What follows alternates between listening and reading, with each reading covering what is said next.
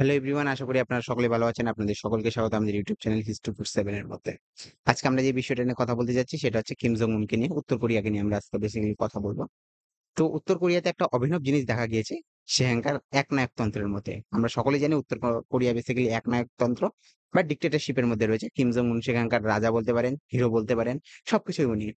মানে বললাম না, কোনো ব্যাপার না, একটা কথা বলতে চাইলাম কিন্তু বললাম না, সোশ্যাল মিডিয়াতে বলা উচিত নয়।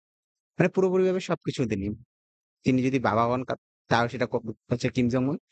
কেউ যদি তাকে মানে বলে গডফাদার, সেটাও কিম জং উন। যদি কিম জং উনকে যদি ডিক্টেটরশিপ বা হিটলারের সাথে তুলনা করেন, তাও সেটা কিম জং উনের কাছে সবচেয়ে বেশি খ্যাত হিসেবে রয়েছে।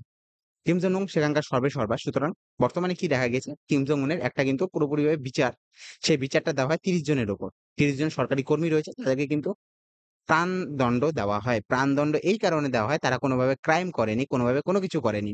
কাউকে না মেরেছে, কাউকে না কিছু করেছে, কারোর সাথে হিংসাত্মক ব্যবহার করেছে, নাকি কাউকে কোনোভাবে টর্চার করেছে কিংবা কাউকে কটূক্তি করেছে, এরকম কিছু হয়নি। শুধুমাত্র তারা কি করেছে, নিজের কাজ করতে অক্ষম হয়েছে। এবার কেন ঘটেছে, এমন কেন বলছি আমি এইসব ঘটনা, সেই জিনিস জানতে হবে। দেখুন, এই জিনিসটা হওয়ার পিছনে মেন কারণ হচ্ছে, বেশ কিছুদিন আগে, ১-১.৫ সপ্তাহ আগে কিন্তু যে উত্তর কোরিয়া রয়েছে, উত্তর কোরিয়াতে কিন্তু বন্যা এসেছিল। আর বন্যা এসেছিল, এবার কিম জং উন বলেছিল যে এই বন্যা আগের থেকে নিয়ন্ত্রণ করতে হবে। সেই নিয়ন্ত্রণের দায়িত্ব দেওয়া হয়েছিল 30 জনের উপর। 30 জনকে বলা হয়েছিল তারা যাতে বন্যা নিয়ন্ত্রণ করতে পারেন, আগের থেকে যে বন্যা এসে যাতে ক্ষয়ক্ষতি না করতে পারে। একেই সেখানে খাদ্যের অভাব রয়েছে উত্তর কোরিয়াতে। আর সেটা যেহেতু পুরোপুরিভাবে কি, যে উত্তর কোরিয়া রয়েছে সেটা হচ্ছে আইসোলেট হিসেবে রয়েছে, লকডাউন হিসেবে রয়েছে। মানে সেখান থেকে লোক বাইরে যেতে পারে না, বাইরের লোক সেখানে আসতে পারে না। শুধুমাত্র টুরিস্টরা আসতে পারে। আবার টুরিস্টদের সেইসব জায়গাতেই নিয়ে যাওয়া হয় যেসব জায়গাতে শুধুমাত্র যাওয়ার পারমিশন রয়েছে। অন্য কোথাও তারা যেতে পারবে না, গ্রামান্তরে যেতে পারবে না। এবার যে জিনিসটা লক্ষ্য করা যাচ্ছে সেই জিনিসটা হচ্ছে, 30 জনকে কিন্তু মৃত্যুদণ্ড দেওয়া হয়েছে এই কারণে যে তারা শুধুমাত্র বিফল হয়েছে নিজের কাজে। এই যে আমি ১ম এ বললাম যে বন্যা এসেছিল, বন্যার যাতে না আসে, বন্যায় যাতে ক্ষয়ক্ষতি না হয়, সেটার দায়িত্ব দেওয়া হয়েছিল শুধুমাত্র 30 জনের উপর। যে 30 জনকে বলা হয়েছিল আপনারা প্ল্যানিং করুন, যাই করুন, যা ইচ্ছা তাই করুন, বন্যা যাতে আটকে যায়। কিন্তু এই 30 জন কিন্তু নিজের কাজ করতে অক্ষম হয়েছিল, তারা বন্যা আটকাতে পারেনি। বন্যা তো প্রতি বছর ভারতেও আসে, ত্রিপুরাতেও এসেছিল, বাংলাদেশে এসেছিল। তো এর জন্য কাউকে কিন্তু মৃত্যুদণ্ড দেওয়া হয়নি বাংলাদেশ হোক কিংবা ভারতে।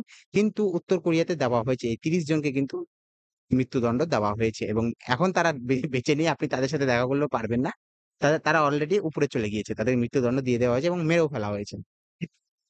এর পিছনে কারণ কি? এক হচ্ছে বন্যা, বন্যা এসেছে। বন্যার ফলে কিন্তু ৪,০০০ উত্তর কোরিয়াবাসী কিন্তু মারা গিয়েছে। উত্তর কোরিয়ায় মেন যে জিনিসটা কাজ করে থাকে উত্তর কোরিয়ার জীবিকা নির্বাহের জন্য লোকেরা, সেটা হচ্ছে কৃষিকাজ। এর কৃষিকাজে বন্যার ফলে কৃষিকাজ নষ্ট হয়েছে। এছাড়াও উত্তর কোরিয়াতে ফসল খুব কম হয়।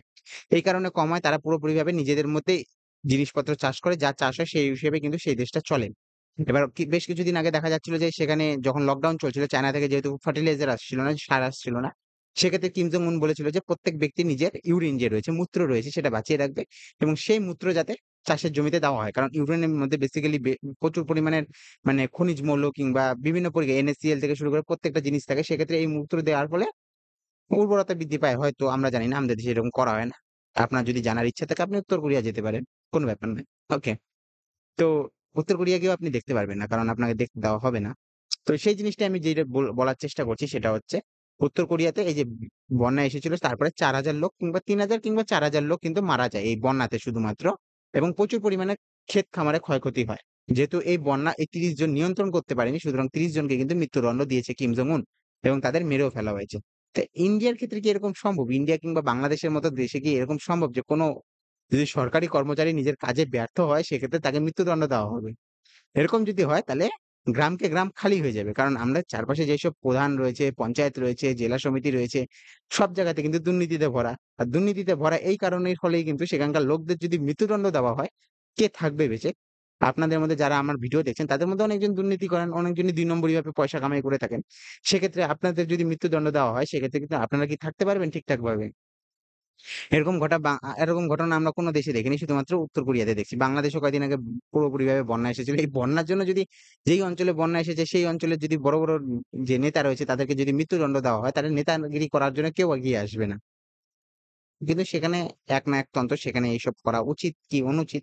তাদের ক্ষেত্রে উচিত। কারণ পৃথিবীতে কোন জিনিসই অনুচিত হয় না। সবকিছু উচিত হয়। যেটা আমার কাছে উচিত সেটা আপনার কাছে অনুচিত হতে পারে। যেটা আপনার কাছে উচিত মনে হচ্ছে সেটা আমার কাছে অনুচিত হতে পারে। সেই জায়গা থেকে আমি বলছি না। তাদের দেশে যেহেতু এরকমই নিয়ম, তাদের দেশে একসময় এমনও ঘটনা গিয়েছে যে যারা হচ্ছে অলিম্পিকে গিয়েছে তাদেরকে বলা হয়েছিল যে, তোমরা যদি পদক জিততে না পারো তাদেরকে কিন্তু তোমাদের কিন্তু কয়লা খনিতে কাজে দেওয়া হবে। তো সেই জায়গা থেকে দাঁড়িয়ে কিন্তু ভবিষ্যতে কি ঘটবে কি না ঘটবে সেটা কিম জং উনই জানে। কারণ কিম জং উন যে ৩০ জন মানে কর্মীর যে ফাঁসি তো বলব না যে মৃত্যুদণ্ড দিয়েছে। পুরোপুরি কিভাবে মৃত্যুদণ্ড দিয়েছে জানি না। কারণ মনে করা হয় অনেক বছর আগে রিপোর্ট বেরিয়েছিল, কারণ কিম জং উনের দেশে কোনোভাবে Facebook, Twitter এসব কিচ্ছু চলে না। ওকে? সেখানে এখনো পর্যন্ত পুরোনো জামানার 2G ফোন চলছে। ওকে? যেখানে কোনো বাইরের অ্যাপ ইনস্টল করতে পারবেন না, কোনো কিছু ইনস্টল করতে পারবেন না।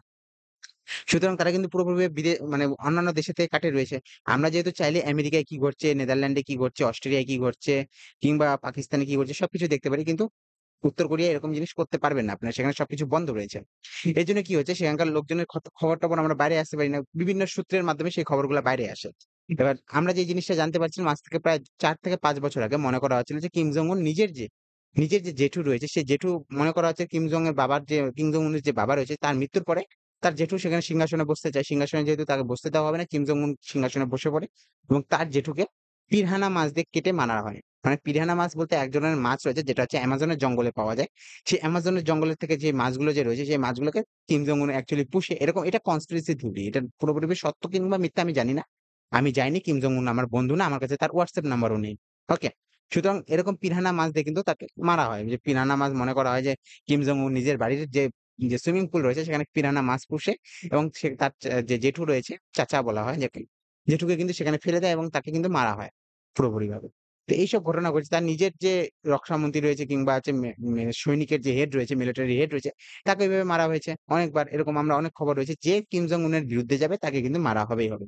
মনে করা হচ্ছে ভবিষ্যতে কিম জং উনের পরে যে হচ্ছে সিংহাসনে বসবে সেটা হচ্ছে তার বোন কিংবা তার ছেলে-মেয়ে।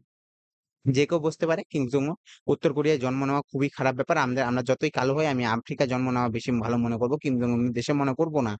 যেখানে আপনার বাক স্বাধীনতা নেই, যেখানে আপনার কোনো স্বাধীনতা নেই, আপনি ভিডিও বানাতে পারবেন না কিংবা উত্তর কোরিয়া কিম জং উনের দেশের উত্তর কোরিয়াতে বেসিক্যালি সবচেয়ে বড় যেটা হচ্ছে নি সবচেয়ে বড় গুনাহ যেটা রয়েছে, সবচেয়ে বড় যেটা দোষের কারণ সেটা হচ্ছে আপনি কোনদিন কিন্তু দক্ষিণ কোরিয়ার গান শুনতে পারবেন না। আপনি BTS এর গান শুনতে পারবেন না। আপনি কি ব্ল্যাকপিঙ্ক এর গান কিন্তু শুনতে পারবেন না।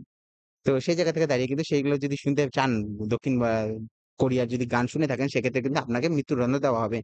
এজন্য কি করে অনেক সময় দেখা যায় যে স্মাগলিং করে যেই জিনিসটা কোনো একটা দেশে পৌঁছাতে পারে না সেটা স্মাগলিং করে আনা হয়।